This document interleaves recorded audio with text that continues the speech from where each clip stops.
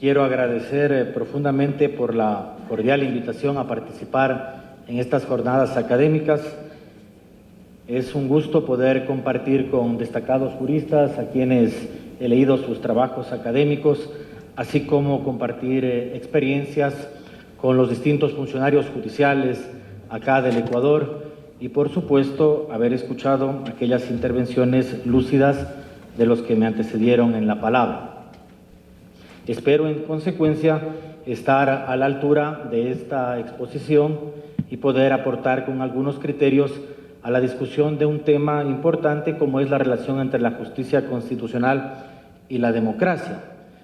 Varias pistas de lo que me referiré en estos 20 minutos que dispongo han sido ya delineadas por los profesores que hablaron antes que mi persona.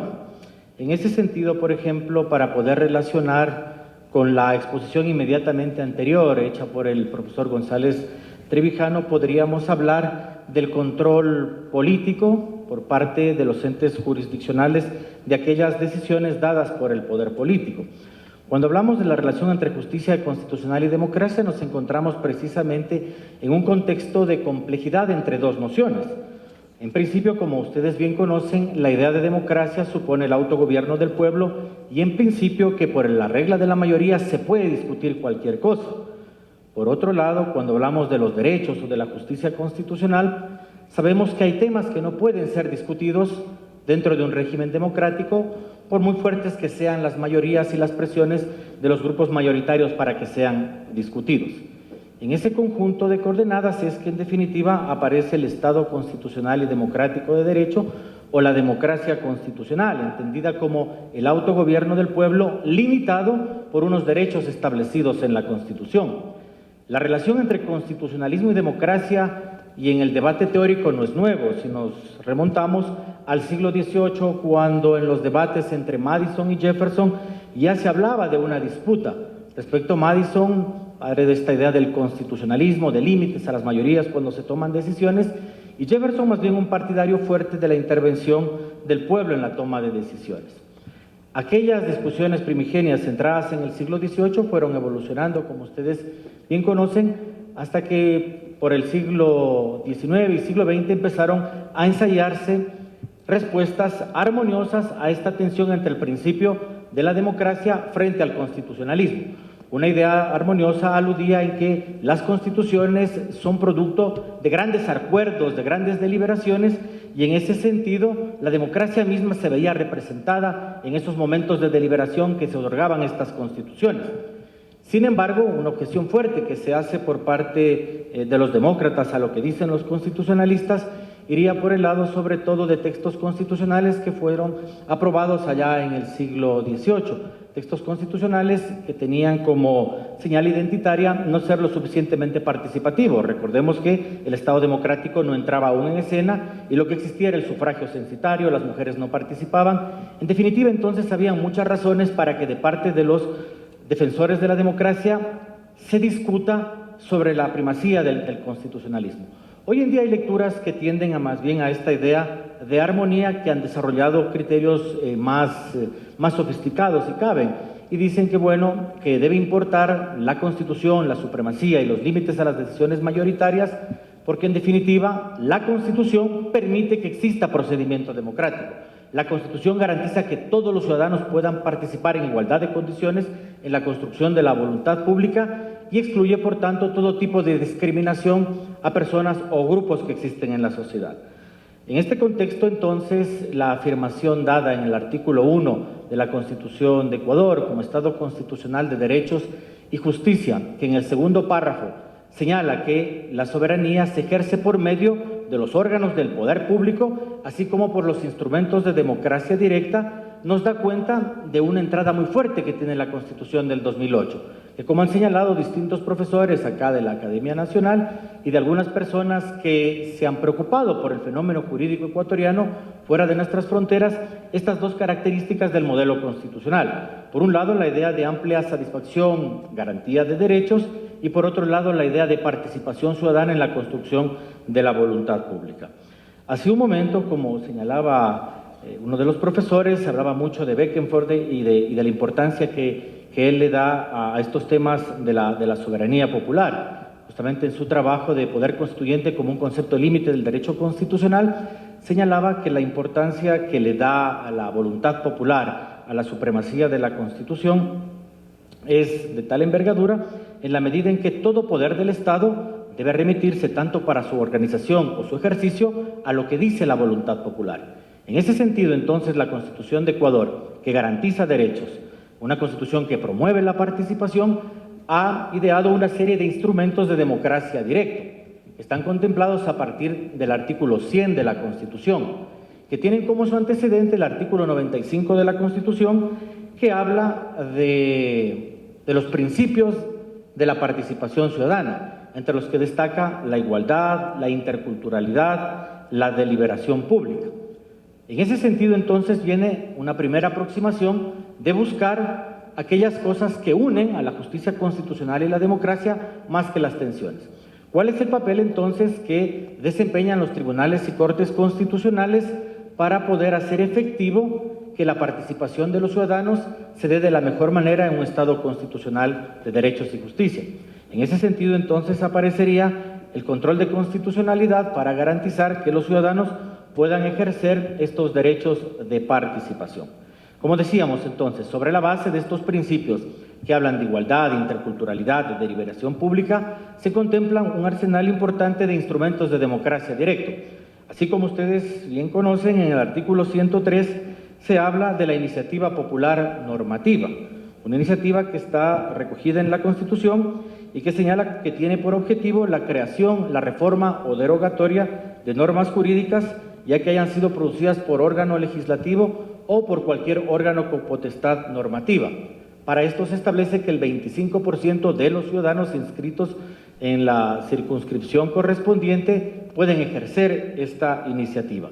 Una particularidad ahí de la participación democrática es que la Asamblea, en sentido general, o cada órgano con potestad normativa tiene un plazo fatal para tramitar la iniciativa nacida de los ciudadanos, tiene 180 días. En caso de no hacerlo, se entiende que la iniciativa ha sido aprobada. El artículo 104, por otro lado, señala lo que se denominan los instrumentos de democracia directa respecto a las consultas populares, un mecanismo introducido en el constitucionalismo contemporáneo para complementar, para mejorar esta lógica de democracia representativa. En este sentido, se señala que la iniciativa para consultas populares corresponde al presidente de la República, corresponde a los ciudadanos y corresponde a los gobiernos autónomos descentralizados. En el caso de que corresponda a los ciudadanos, si es una consulta de carácter nacional, se deberá contemplar el 5% de los inscritos en el registro electoral, y si es una consulta de una circunscripción territorial menor, será el 10%. ¿Qué es importante de la consulta popular? Lo importante de la consulta popular es que es este mecanismo que permite que los ciudadanos tomen directamente las decisiones sin que sean intermediadas por parte de los representantes. En ese sentido, vamos a ver entonces cómo la justicia constitucional en unos casos puede ayudar a promover la participación ciudadana y en otros casos más bien ser un obstáculo para el desarrollo de la participación ciudadana. Por ejemplo, en el dictamen emitido por la Corte Constitucional número 00113, se estableció que el control de constitucionalidad de las preguntas puestas en un plebiscito debía ser posterior a la recolección de firmas. Es decir, arguía primero la legitimidad democrática y una vez que se tenga las firmas, proceder en una segunda etapa a hacer el control constitucional de las preguntas. Cuestión que a partir de los principios de aplicación de los derechos, que hablan de un amplio desarrollo, pro homine en beneficio de la participación, contrarían el espíritu de la Constitución. En ese sentido, en el dictamen número 119 de 2019, la Corte Constitucional actual ha cambiado el precedente. Y en resumidas cuentas, ¿qué señala? Que primero se hará el control de las preguntas para luego solicitar las firmas de respaldo, lo cual es coherente con una interpretación sistemática de la Constitución, como determina el propio texto de 2008 en el sentido de que, por un lado, podría tratarse o bien de una iniciativa plebiscitaria o incluso de un referéndum de la Constitución. Y cuando se va a modificar la Constitución por medio de referéndum, no es una simple consulta popular de las contempladas en el artículo 104, sino que hay los procedimientos de enmienda, reforma parcial e inclusive, como mecanismo de mayor rigidez, la Asamblea Constituyente prevista en el artículo 444 de la Constitución. Entonces, ahí tengo un primer punto de concordancia entre lo que puede hacer la justicia constitucional para promover la participación democrática. No poner obstáculos, sino que facilitar que los ciudadanos puedan intervenir en la construcción del poder público a través de sus iniciativas. En un caso, reitero, la Corte señalaba que primero se recogían las firmas y después se hacía el control, en un cambio de precedente dado en la sentencia, reitero, 119 del 2019, se señala que primero será el control de las preguntas y posterior recoger las firmas. Más adelante, el texto constitucional en el artículo 105 determina otra de las instituciones claves de la democracia directa, esto es la revocatoria del mandato. Como ustedes bien recuerdan, a partir de la Constitución de 2008, la revocatoria de mandato también se amplía al presidente de la República. En el Código Político de 1998, la revocatoria de mandato correspondía a alcaldes, prefectos y diputados. Hoy en día se ha ampliado al presidente de la República. Con la diferencia es que para otro tipo de autoridades se precisa del 10% de firmas de respaldo, en tanto que cuando es el presidente de la República es el 15%. Llama particularmente la atención que cuando se habla de la revocatoria de mandato ha sido uno de los mecanismos de participación ciudadana directo que se ha activado en mayor medida. Desde la vigencia de la Constitución en el año 2008, 6 alcaldes han sido revocados de su mandato. 6 alcaldes han sido revocados de su mandato. Con lo cual, de estos distintos mecanismos de democracia directa, diríamos que la revocatoria del mandato ha sido la que ha utilizado en mayor medida por parte de los ciudadanos. Avanzando en otro tipo de mecanismo de democracia directa, tenemos aquellas lógicas establecidas para los gobiernos seccionales, por ejemplo, en el artículo 105, el denominado silla vacía, y en el 106, que habla también de estos presupuestos participativos. ¿Cuál es la particularidad de nuestro sistema constitucional? Que establece modelos de democracia directa, de democracia representativa y habla también de democracia comunitaria. ¿De dónde viene esta idea de democracia comunitaria? De la característica de tratarse de un Estado intercultural. Entonces, se observa lo que pasa en el constitucionalismo comparado, en gran medida lo que son los mecanismos de democracia representativa, en donde se elige autoridades para que estos tomen las decisiones, mecanismos de democracia directa para que sean los ciudadanos los que directamente toman las decisiones, y estas formas alternativas de democracia comunitaria, en el sentido de ir enfocadas a los pueblos y nacionalidades. En este contexto podemos ver otra forma en que se interrelaciona la democracia y el constitucionalismo a través de la Corte Constitucional, cuando, por ejemplo, podemos ver que se establece este control previo, automático, de todas las consultas populares, por ejemplo, en temas mineros. Hay 3 dictámenes previos de constitucionalidad desarrollados por la Corte este 2019 que me parece de importancia dar cuenta en esta exposición. Así tenemos, por ejemplo, el dictamen previo de consulta 219, en donde se trataba de una iniciativa ciudadana promovido por pobladores del norte del Ecuador, de la provincia de Imbabura y del Carchi, para prohibir actividades mineras. En este caso, la Corte Constitucional, en resumen, dijo que no se había formulado adecuadamente las preguntas y no se había puesto lo que establece el texto constitucional cuando se quiera poner en consideración de los ciudadanos un plebiscito, es decir, que se establezca un considerando introductorio a las preguntas y unas preguntas como tal. Entre las cosas que se hace control constitucional, tanto del introductorio, de estos considerandos, como de las preguntas como tal, tienen por finalidad que lo que se pregunte a los ciudadanos sea conforme a la Constitución y que se vigile por la libertad del elector, que no se pregunte cuestiones que sean ambiguas, que no se pueda inducir a la respuesta, que se pregunte una sola cosa por pregunta. En este sentido, este dictamen que había comentado, 219 del 2019, señala que no puede proceder a dar luz verde a esta iniciativa para hablar de temas mineros porque no se incluyó los considerandos. Posteriormente, en el dictamen 1019 de 2019, corresponde a una iniciativa del GAD del Cantón Ponce Enríquez en el Azuay. En este caso, como ustedes saben, los ciudadanos pueden solicitar de modo individual o pueden hacerlo también los GADs, siempre que conste una resolución del cuerpo colegiado del Pleno para someter este tipo de iniciativas a consulta. La particularidad en este caso no era oponerse al tema minero, más bien, sino alentar a que se lleven este tipo de actividades. Igual que ocurrió en el caso de la iniciativa ciudadana, no se incluyeron los considerandos, con lo cual no se garantiza la libertad del elector, la idea de que posea amplios conceptos de qué es lo que se va a discutir en esa consulta popular y no pueda tomar una decisión informada. Por tanto, en ese dictamen se rechazó. Finalmente, hay una iniciativa que fue promovida por un colectivo ciudadano en la ciudad de Cuenca, igual, que tiene el número 919. La Constitución señala, este dictamen es muy importante, no prohíbe que se pueda consultar sobre cualquier asunto a los ciudadanos. Y en ese sentido, se puede consultar sin problema sobre temas mineros.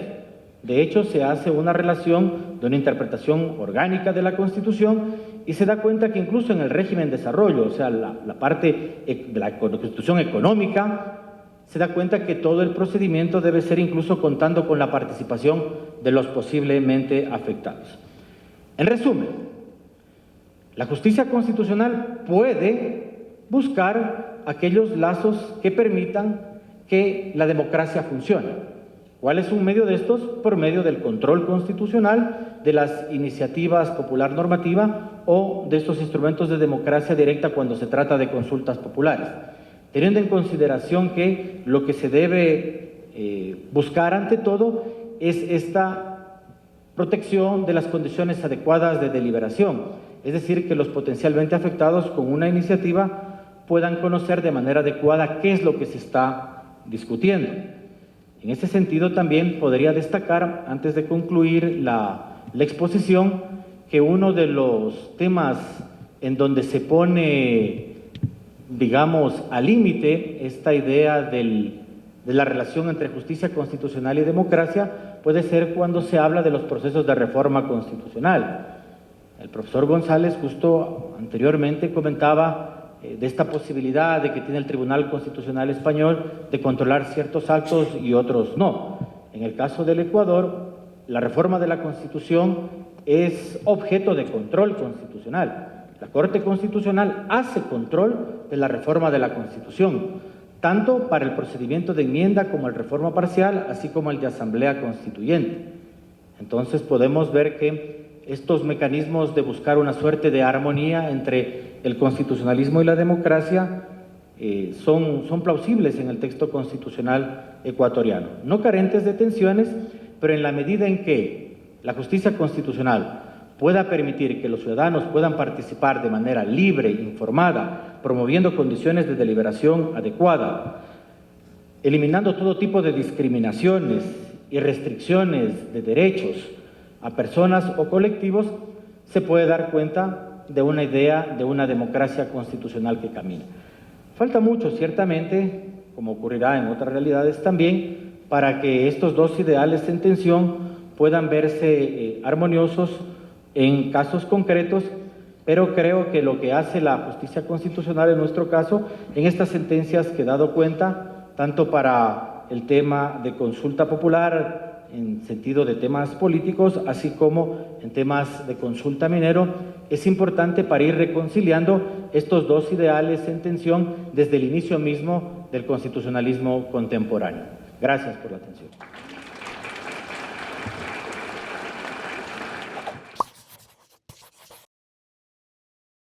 Para más información, visite nuestra página web www.funcionjudicial.gov.es o visite nuestras redes sociales.